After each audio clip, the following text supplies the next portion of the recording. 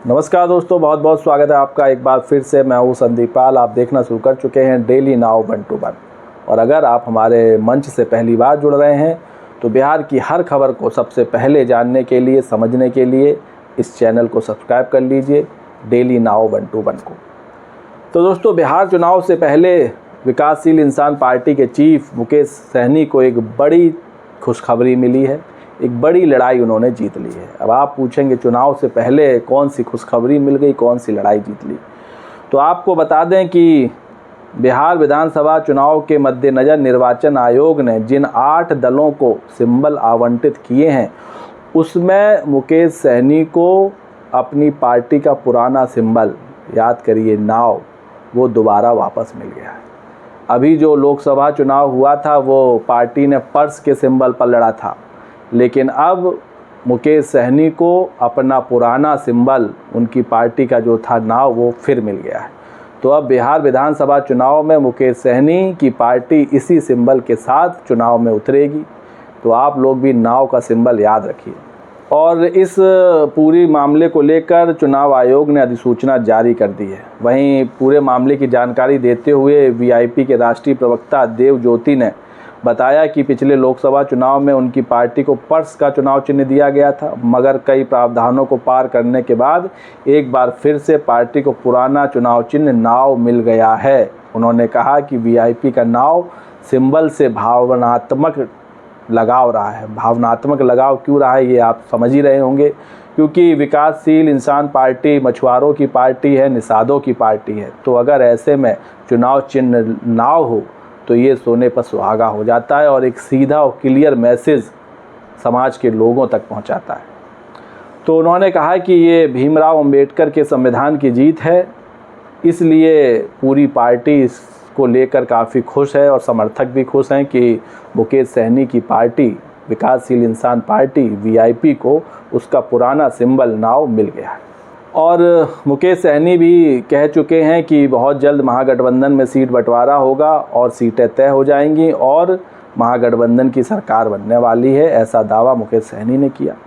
साथ ही साथ उन्होंने अपनी सीटों की डिमांड को भी थोड़ा कम कर दिया है। जो अब तक 60 थी, अब वो 40 के करीब आ गई है और बताया जा रहा है कि जो सीट बंटवारा होगा उसके तहत मुकेश सहनी सीटों पर राजी हो जाएंगे। इसके अलावा भी चुनाव आयोग ने 7 अन्य दलों को सिंबल बांटे हैं, जिसमें एनडीए के घटक दल के उपेंद्र कुशवाहा की जो राष्ट्रीय लोक मोर्चा पार्टी है, इसको गैस सिलेंडर का चुनाव चिन्ह दिया गया है। इसी तरह प्रशांत किशोर की जो पार्टी है उसका चुनाव चिन्ह स्कूल बैग है। तो कई पार्टियों को चुनाव चिन्ह बांटे गए। इसके अलावा कई छोटी पार्टियां भी हैं, जिसमें भारतीय सार्थक पार्टी है जिसका चुनाव चिन्ह कैंची रखा गया है, लोहिया जनता दल है, इसका बाल्टी है, राष्ट्रीय लोक मोर्चा का गैस सिलेंडर है, जन सहमति पार्टी का लेडीज पर्स है। जो पर्स वीआईपी का था लोकसभा चुनाव में, वो पर्स अब जन सहमति पार्टी को दे दिया गया। विकासशील इंसान पार्टी का चुनाव चिन्ह नाव है, जन स्वराज पार्टी का स्कूल बैग, भारतीय जनता समाज सेवी पार्टी का बांसुरी और राष्ट्रीय समाजवादी लोक अधिकार पार्टी का अंगूठी है। तो बिहार चुनाव से पहले 8 पार्टियों को चुनाव आयोग ने सिंबल बांट दिए, लेकिन नाव की चर्चा सबसे ज़्यादा है, क्योंकि नाव से लगाव वीआईपी पार्टी का किसी से छिपा नहीं है। और इसके लिए मुकेश सहनी ने लंबी लड़ाई भी लड़ी है। याद होगा आपको, जब उनका ये चुनाव चिन्ह नहीं था, पर्स था, तो इसको लेकर भी उन्होंने कई बातें कही थी और चुनाव आयोग तक मुद्दा गया था। हालांकि उनकी मेहनत रंग लाई, उनकी लड़ाई सफल रही और एक बार फिर से मुकेश सहनी की पार्टी को नाव का सिंबल मिल गया है, जो एक बड़ा मैसेज देगा। क्योंकि जो बिहार चुनाव है और जो निषाद वोट बैंक है वो अच्छी खासी तादाद में है, 8 से 9% का वोट बैंक बताया जाता है और मुकेश सहनी तो 9 से 10% भी कहते हैं। तो इस वोट बैंक को अपनी तरफ लाने के लिए एनडीए भी आतुर है और इसके लिए मुकेश सहनी को अपनी तरफ खींचने के लिए कई बार ऑफ़र भी दिए गए, कई तरह के प्रलोभन भी दिए गए, लेकिन मुकेश सहनी ने साफ कर दिया है कि अब वो दोबारा बीजेपी से धोखा खाने वाले नहीं हैं और महागठबंधन के साथ ही मिलकर चुनाव लड़ेंगे।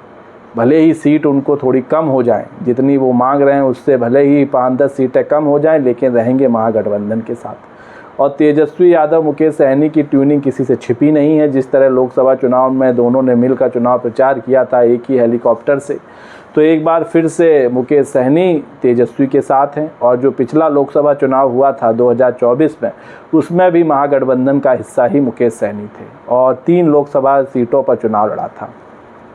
तो इस बार भी मुकेश सहनी चुनाव लड़ेंगे या नहीं लड़ेंगे, ये देखने वाली बात होगी, क्योंकि इससे पहले जब 2020 का विधानसभा चुनाव हुआ था तो वो नज़दीकी मुकाबले में हार गए थे।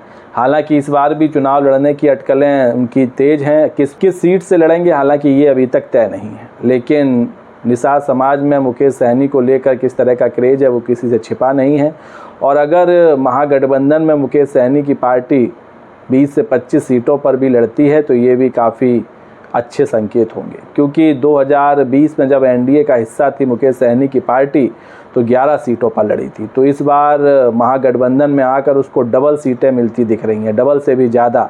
अगर 25 सीटें मिलती हैं तो आप समझ लीजिए डबल से ज़्यादा सीटें मिलेंगी। और अगर मुकेश सहनी 25 में से 10 या 15 सीटें जीतने में सफल रहे तो बहुत ही मजबूत स्थिति में आ जाएंगे। हालांकि इससे पहले मुकेश सहनी ये कह चुके हैं कि अगर महागठबंधन की सरकार बनती है तो एक डिप्टी सीएम उनकी पार्टी से होगा।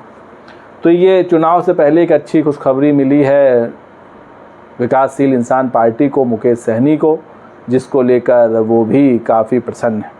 और पार्टी में नए नए लोगों के जुड़ने का सिलसिला भी जारी है और कई सियासी दलों के नेता पार्टी में शामिल हो रहे हैं। तो मुकेश सहनी की पार्टी का कुनबा बढ़ता जा रहा है और यही वजह है कि उनको अपनी तरफ खींचने के लिए हर कोई आतुर है। लेकिन मुकेश सहनी ने बता दिया है कि वो महागठबंधन के साथ ही चुनाव लड़ने जा रहे हैं।